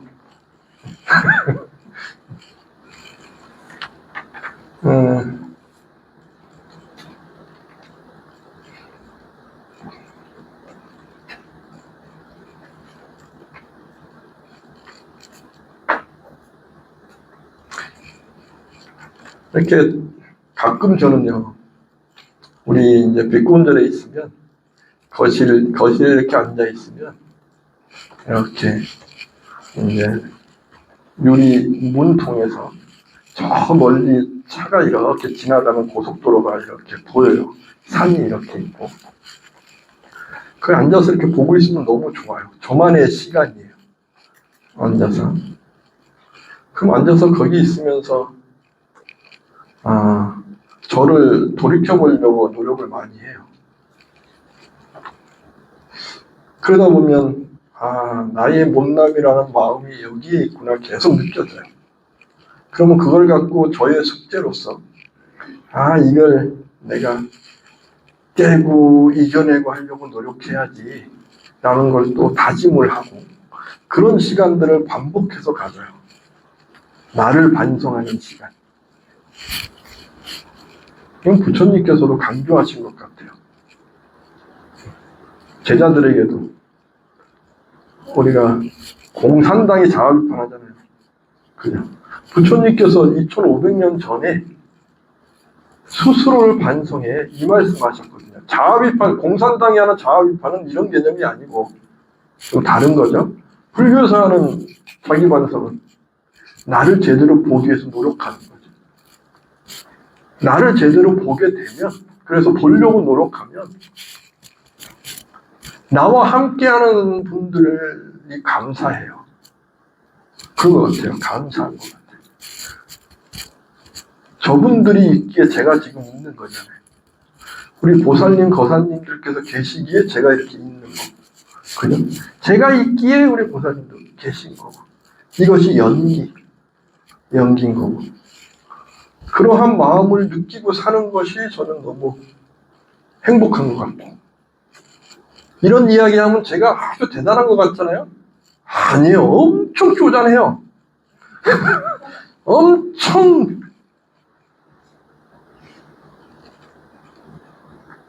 고집불통이고, 엄청 자기 하고 싶은 게 많고, 근데 그걸 아니까 조심하려고 엄청 노력하고, 이걸 깨고 싶어서 엄청 노력하고, 부드러워지려고 엄청 노력하고, 누군가를 위해서 살 수 있는 사람이 되기 위해서 엄청 노력하고, 그렇게 살 수 있도록 저에게 기회를 주신 부처님께 엄청 감사하고, 그렇게 살죠. 불교의 매력 여기에 있어요. 제가 이렇게 있는 이유도 여기에 있는 거고, 저는 이것 때문에 있어요. 이렇게 살다 보면 깨달음까지 갈 것 같고, 지금 확신하고 있고, 이게 불교의 맛이에요. 그래서 불교는 명상주의예요. 명상주의. 나의 감각 하나 이겨내지 못하는데 깨달은 데는 뭔 소용이 있겠어요. 그건 깨달음의 착각인 거지. 그렇지 않을까요? 그렇지 않을까요? 내 삶 속에서 나를 이겨내서 살아가는 사람은 보면 알 수 있어요. 여유가 있고 미소가 있고 그럴 거 아니에요. 그죠? 우리 보살님들, 우리 거사님들은 다 여유가 있으시고 얼굴에 미소가 있으시니까 다 보살행을 실천하고 살고 계시다고 믿습니다. 불교가 좋은 이유 여기에 있어요. 내가 이렇게 갔는데 이분이 언제나 나를 괴롭혀요. 이유는 전생에 내가 괴롭혔으니까 빚받으려고 오신 거죠. 그런 마음을 쫙 끄집어내면 괴롭히는 것도 받아들일 수 있어요. 그렇겠지. 근데 괴롭히는 게 너무 심해서 받아들이기가 힘들어요. 그러면 저는 어떻게 할까요?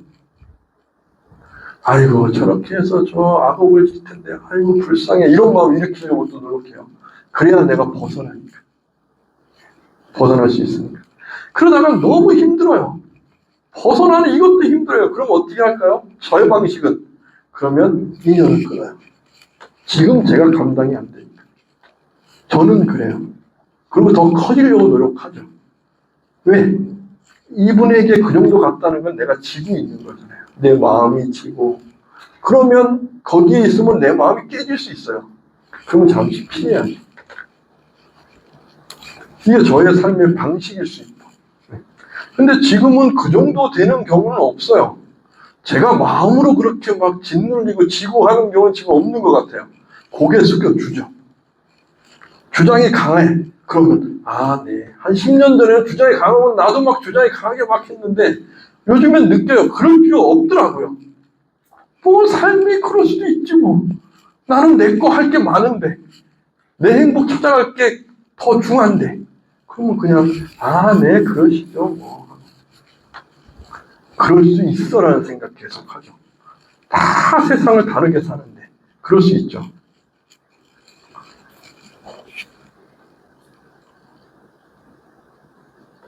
어떻게 하다 보니까 이 대승불교에 대해서 설명하면서 이 마음도 이야기하는 겁니다.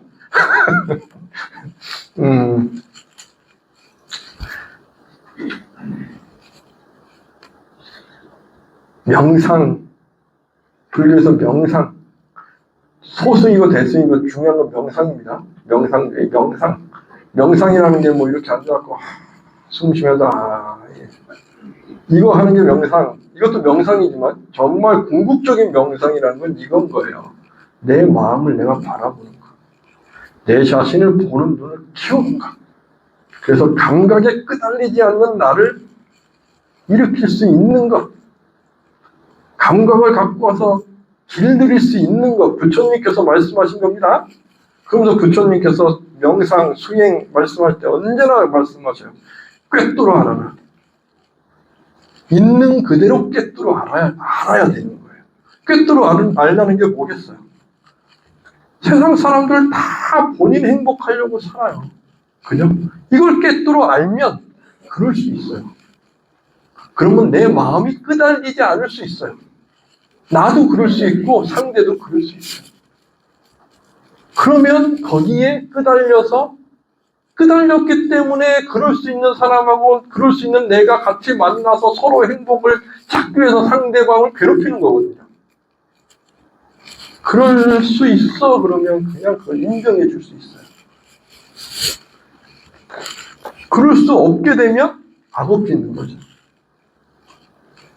세상의 원수는 누구에게 지죠? 원수는? 가까운 사람하고 원수 되는 거예요. 그럼 가깝다는 건 뭐예요? 내 마음에 드는 거거든요. 우리는 상대방의 마음에 들기 위해서 노력해요. 근데 그럴 필요 없어요. 그냥 이해해 주면 돼요. 근데 우리는 그게 아니고 상대방의 마음에 들게 내가 했으니까 상대방도 내 마음에 들게 해야 돼. 기브 앤 테이크를 해야 돼. 그러면 친한 사람이 되는 거거든요. 그랬다가 내가 이만큼 했는데 어느 날부터 내가 이렇게 했는데 나한테 안 해? 어느 날 됐는데 내가 이렇게 했는데 쌩까?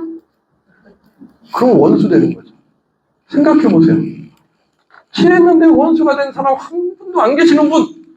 근데 친했는데 원수가 된 경우 이거 외에 계신 분 한번 손 들어보세요. 다 이거예요.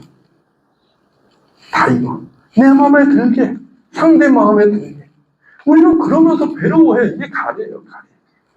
상대 마음에 들게 할 필요 없어요. 그냥 상대를 이해하고, 그래, 라고 하는 거예요. 그러다 보면, 나 같은 마음의 분들이 계셔요. 그럼 그분들하고 친해져요. 또 행복해져요. 막 신경 쓰면서, 이렇게 해줘야지, 그럴 필요 없다니까요. 그것이 마음인 거예요. 이걸 제대로 알아가는 것, 나를 바라보는 것, 이게 명상이고, 이것이 부처님께서 말씀하신 궁극의 무명을 깨는 거예요. 무명을 그러니까 어떤 것이 있었고, 무명 깨는 게 이런 거예요, 저런 거예요, 이거예요, 해주세요. 이게 아니고, 방법이 있는 거예요, 방법. 변해가니까 이 방법을 익혀가는 거예요. 익혀가다 보면 물들어요.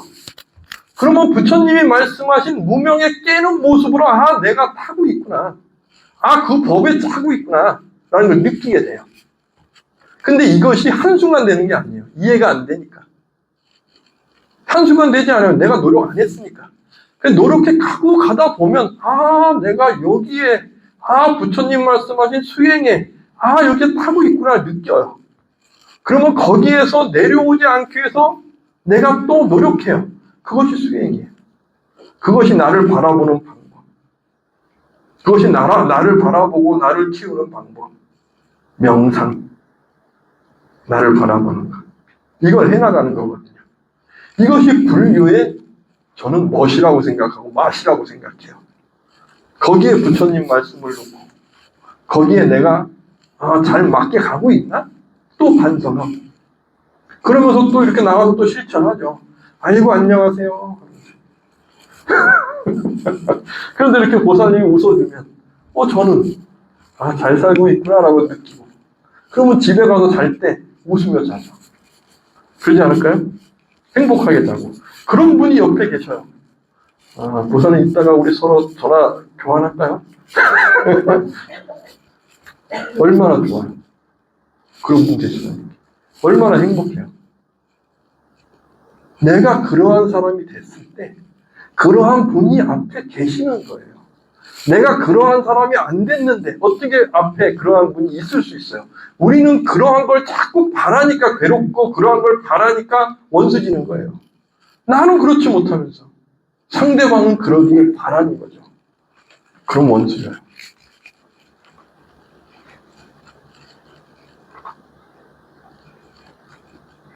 라는 생각을 합니다. 그렇다고 해서 제가 뭐 사는 게 아주 그렇게 멋있게 잘 사느냐, 그렇지 않습니다. 노력하며 살며 내 깜냥에 맞춰서 그 깜냥을 깨기 위해서 노력하며 사는 거고. 그래서 괴로운 게 있어도 요즘엔 느껴요. 아, 그게 크지 않구나. 저도 살면서 정말 못된 사람들도 만나요. 그러면 하나 빠져서 또 고민해요. 아, 어떻게 하지? 하나 빠져서 또 고민하고. 제가 혼자면은 그냥 지나갈 텐데 저도 책임지고 있는 어떠한 사찰이 있고 어떤 모습이 있으니까 책임자로서 무언가를 해야 될 때도 있잖아요. 그러면 언제나 기준을 놓고 해요. 내가 괴로울 것인가? 내가 악업을 지을 것인가? 안 하고 그냥 넘기는 게 나은가? 아니면 맞대응할 것인가? 고민하면서 또 살고. 우리는 살면서 어쩔 수 없어요. 그렇지 않나요?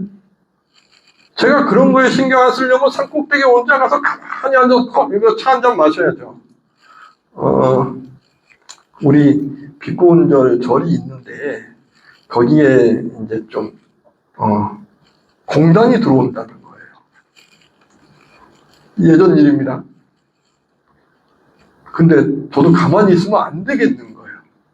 그렇잖아요. 우리 절이 있는데 밑에 이게 산업단지가 들어오면 나서서 안 되게 만들고 했어요. 그래서 안 됐어요. 근데 어떤 분들이 저한테 그러는 거예요. 중이 산에 출가했으면 산에서 조용히 살기나 하지. 중도 아니야. 이렇게. 들었는데 한편으로는 맞아요. 다 버리고 출가했으면 맞죠. 근데 저는 개념이 달라요. 저는 다 버리는 게 이러한 집착, 이러한 괴로움, 이 뿌리를 내려놓기 위해서 노력하는 거지. 저는 그렇게 버리지 않아요. 부처님께서도 다 버리고 출가했을까요? 그럼 부처님이 성불하시고 가장 먼저 하신 게 뭘까요? 부처님께서 성불하시고 가장 먼저 하신 것. 어디를 향해 가요? 어디를 향해 가죠? 고향. 아버지, 어머님 만나서. 그렇잖아요. 내가 행복을 알았는데 그 행복을 가장 먼저 전해주고 싶은 분이 누구예요? 나랑 가장 가까운 분들이잖아요. 내가 걸어가면서 가장 가까웠던 사람, 오비구. 내가 수행할 때 나를 지켜줬던 5명의 호위부사, 이분들도 출가해서 오비구라고 하잖아요. 그러니까 가장 먼저 걷는데 가장 가까이서 바라봤더니 그분들이 부처님 보고 와, 깨달으셨네요. 법을 설해 주시잖아요. 그러면서 또 가요. 어디로? 고향으로. 아버지, 어머니 만나서 법을 설해주고 내 부인 만나서 법을 설해주고, 그러니까 아소다라라는 부인이 라울라라는 부처님 아들에게 이야기하잖아요. 야, 너 빨리 아버지한테 가가지고 유산상속 해달라 그래. 아버지한테 가잖아요. 그래서 부처님께 아버지, 엄마가 그러는데 유산상속 해달래요. 그러니까 어떻게 해요? 부처님께서 바로 머리 깎여갖고 출가시키잖아요. 부처님의 유산은 뭐예요? 행복을 향해 갈 수 있는 법이잖아요. 그러면 내가 그걸 알았어요. 가장 먼저 누구에게. 그러면 버리는 게 있나요? 버릴 게 어디 있어요? 그죠? 내 삶이 있는 거지. 그러니까 저는 거기에 끄달리지 않으니까 그런 소리 하신 분한테 아이고, 그런 생각할 수도 있었겠네. 그러면서 반성하죠. 이런 생각하게 내가 나섰구나. 그럴 뿐이지. 제가 괴로울 게 뭐가 있어요? 그렇지 않을까요? 그러니까 어떤 분이 그거 보고 스님 괴로웠겠어요. 뭐라고 이야기하지? 괴로울 게 어디 있어요? 근데 어떤 분이 또 그런 얘기 하는 거예요. 그런 일이 있으니까 어떤 분이 절이 있으면 혐오시설이라고. 그때는 제가 화가 나서 뭐라고 하죠. 왜? 저는 절을 대표하는 입장이니까 방언은 해야 되니까. 거기까지 라고 했습니다. 그냥 조용히 있었어야 되나?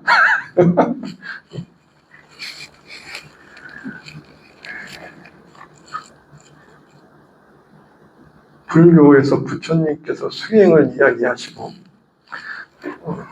우리 여러분들께서 오셔서 불교를 공부하는 이유가 지식을 채우기 위해서 그것도 재밌으면 좋죠. 그러나 더 중요한 것은 내 삶에 나의 행복에 어떠한 도움을 가져올 것인가. 부처님 말씀을 통해서 나는 어떠한 행복한 사람이 될 것인가. 거기에서 행복하려면 우리는 혼자 행복 절대 할 수 없어요. 행복이라는 것은요, 상대방을 바라보면서 느끼는 거예요. 실천하면서 느끼는 거예요. 그렇지 않은 행복이 있을까요? 세상에 있지 않아요. 절대 있지 않아요.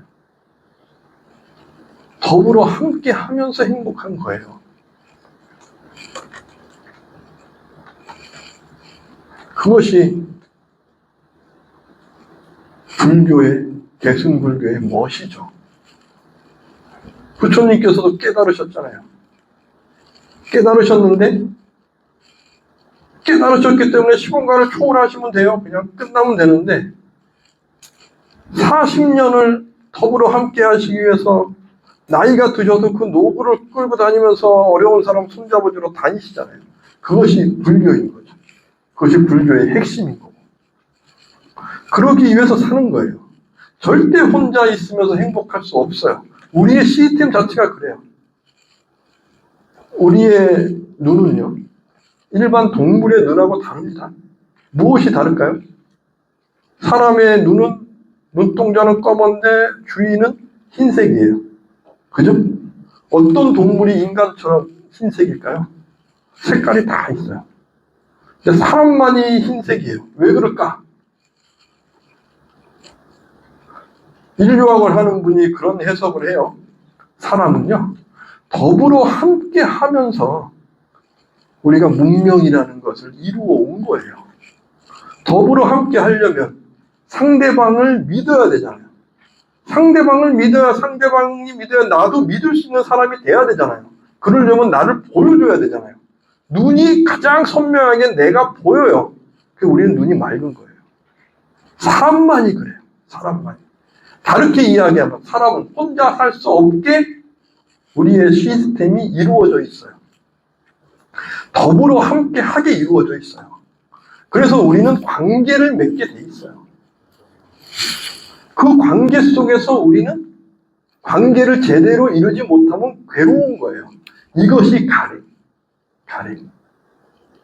그런데 이 관계를 제대로 맺고 있고 제대로 하고 있으면 가래를 길들이는 거죠. 부처님 말씀처럼 꿰뚫어 아는 거죠. 이것이 불교에서 이해하기에는 부처님이 말씀하시는 무명에서 벗어나는 시작점인 거죠. 이것을 실천할 수 있을 때 우리는 벗어날 수 있는 거예요. 그래서 내가 수행이 됐어. 내가 행복한 사람이 되고 있어 라는 것은 무엇으로 실천하고 무엇으로 알 수 있느냐? 내가 주위 사람들에게 어떤 행동을 하고 있어로 알 수가 있는 거예요. 그것이 대승불교의 핵심. 부처님 말씀 법 달달달달 외워봐야 아무 소용없어요. 법으로 함께해서 내가 실천하고 있으면 그분이 정말 법을 이해하는 거예요 라고 이야기하는 것. 이것이 대승불교인 거죠. 그걸 하시는 분들이 보살이신 거고 나도 보살이신 거고 내가 보살이기 때문에 그렇게 할 수 있어 라고 힘을 주는 것. 내 안에 이미 부처야 라고 이야기하는 것. 그 이유가 여기 있는 거. 이해되셨죠? 대승 설명한 겁니다. 자, 또 질문이 혹시 있으시면. 아니면 이제 시간이 거의 다 됐습니다. 맞아. 대승불교는 함께라도 더불어 네. 행복하자는 얘기를 하셨잖아요. 그럼 소승불교는 어떤 건가요? 그러니까 아까 말씀드렸듯이 대승에서 비판하는 거지 상자부에서도 그렇다라고 이제 지금은 학문적으로 이야기를 안 해요. 근데 대승불교 운동이 일어났을 때 대승이라는 그 집단이 소수 집단이다 보니까 이겨내려고 이렇게 극단적으로 소승을 비판한 거지. 상자부도 아까 말씀드렸듯이 그렇게 부처님 법을 공부하는 집단으로 그 집단의 전통이 이루어지다 보니까 대중과 함께하는 이렇게 우리 신도분들과 함께하는 그러한 모습이 조금 단절됐었던 거예요. 그러다 보니까 부처님은 그렇지 않았어. 부처님의 실천이라는 게 부처님은 우리와 함께했어 라는 것을 그러한 마음들이 일어나면서 이분들의 마음과 함께 하던 분들이 대중부 대승불교까지 오는 거고. 그렇다면 요 상자부 스님들은 그러면 대중과 함께하지 않는 것이냐? 그렇지 않아요. 그분들도 그러한 개념이 있는데, 그런데 선후의 관계에서 대승은 이것을 더 강조하는 거죠. 더 많이 강조하는 거고. 저는 지금 현대 사회에서는 이것이 참 더 나아라는 생각을 하는 거고.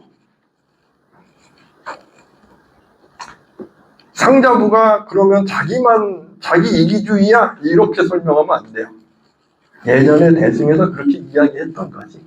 지금의 현대불교에서는 그렇게 그렇게 소승이라고도 이제는 하지 말자. 그래서 상자부 아니면 초기불교 이렇게 이야기하려고 하고 있고.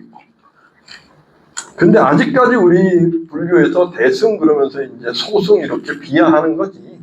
저도 개인적으로는 그렇게 비하할 이유는 없다라고 생각을 합니다. 저의 주장인 겁니다. 답변이 되셨을까요? 그럼 부파불교가 소승불교 같은 개념이 부파불교. 네.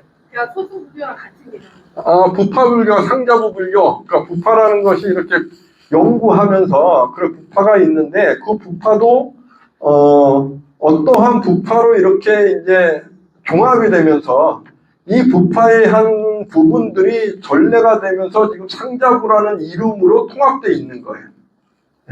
그것을 학문적으로 부처님 아까 말씀드렸듯이 연구하는 것을 중요시하는 것들이 달라지다 보니까 그러니까 해석하는 차이가 있는 거예요. 존재, 윤회 이런 걸 봤을 때 마음이라는 게 변화하는데 그런데 마음에 어떤 기준점이 있어서 이것은 있어야 돼 라고 하는 부분들 뭐 설일체 유부 하나의 부파 그러면서 내가 이야기를 이렇게 해서 어떠한 기준점이 하나 만들어지는데 이 기준점은 있어야 돼 라고 이야기하는 어떤 부처님의 법을 설명할 때 이러한 부파의 해석의 어떠한 중심에 따라서 부파가 나눠진 것인데 이것을 대중부랑 이렇게 분화가 되고 대중부는 그런 말씀에 너무 집착하지 마.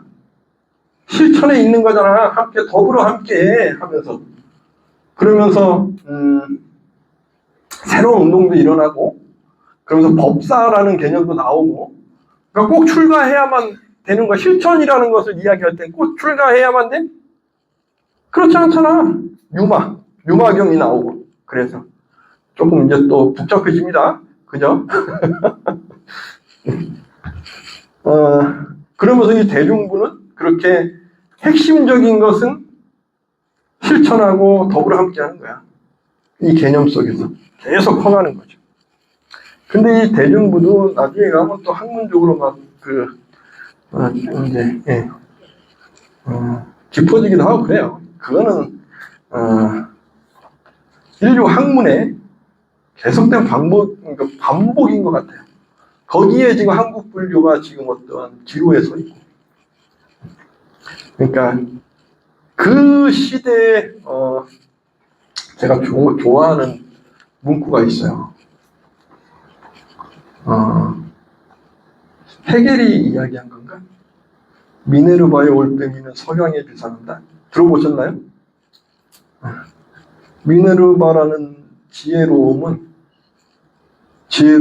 석양이 돼야만 이루어져요. 무슨 얘기냐 하면 어떠한 학문은 그 시대에 맞춰서